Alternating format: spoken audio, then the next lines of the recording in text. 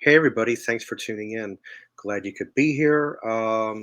Today, I want to talk about one of my favorite decades in music, which would be the 1970s.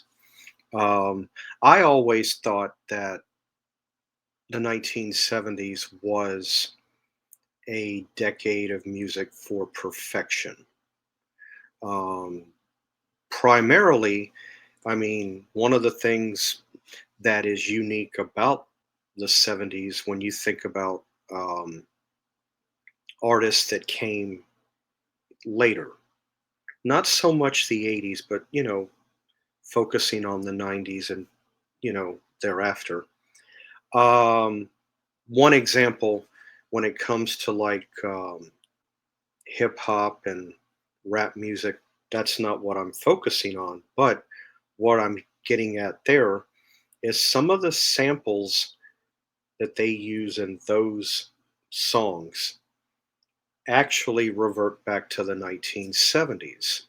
And one of the reasons why they tend to do that is because, for one, music in the 70s, the way that it was done, recorded, thought out, put together, was done so well. I want to say almost, if not a masterpiece. I do know this in the case of the 1970s when it comes to like your soul R&B music, the slower music like the Dramatics, the Stylistics, Gladys Knight and the Pips, um, a lot of your slower Millie Jackson is another one. Um, Although she's an interesting one. A lot of your slower uh, type songs, me and Mrs. Jones, stuff of that nature or that sound. Um, they put so much thought and fortitude and everything that's involved to put that together. Because if you listen to those songs, they're actually telling you a story, things that have happened. And if you tune in just right, I know this. I'm a big softy. I'm not afraid to admit it. But some of those songs have been known to pluck on my heartstrings. They really have, you know. And, you know, plus you had other genres. You had country music. Country music is the same way of that time frame. A tearjerker. It really is. If you listen to the words, a lot of your country songs from the 1970s, especially, is considered a tearjerker if you listen to the words. And then you had your rock, Bachman Turner Overdrive, Led Zeppelin, Kansas, Bad Company. You had your assortment of your rock groups here and there. That's just to name a few. Loggins and Messina is another one. You had so many different ones. Sticks. But then right around 1970, maybe even latter 73, 73, 74, people mistake, and I'm talking about a genre of music that a lot of people didn't care for. Some people still don't to this day, and that's perfectly fine. Um, Late 73, 74 is really when disco began.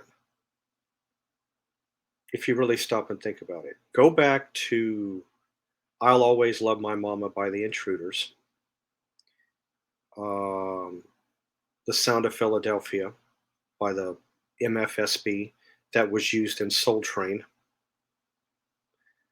The very first disco song was Rock the Boat by the Hughes Corporation. And then it all, it transitioned. Then you had, Rock Your Baby by George McCrae, even though that was written by Casey and the Sunshine Band.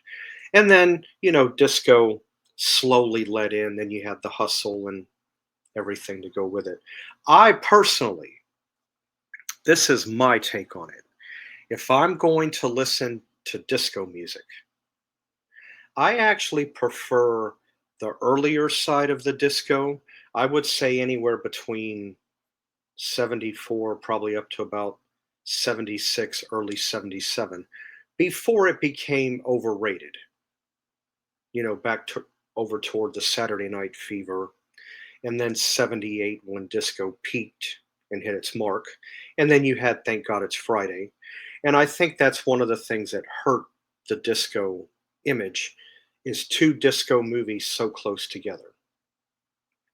I'm not so sure I would have considered doing that. But yeah, the 1970s. I was born in the 1970s. I was born in 74. I was born on Halloween Day in 74. Um, Little quick story I'll share with you guys. When my mom was in labor, my dad dedicated Can't Get Enough for Your Love, Babe by Barry White to my mom. So that song will always hold a special place within me.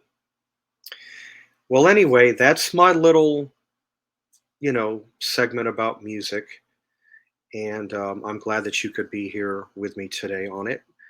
I hope all of you have a great whatever time of day it is that you're having. And I'll see you back here next time. Bye for now.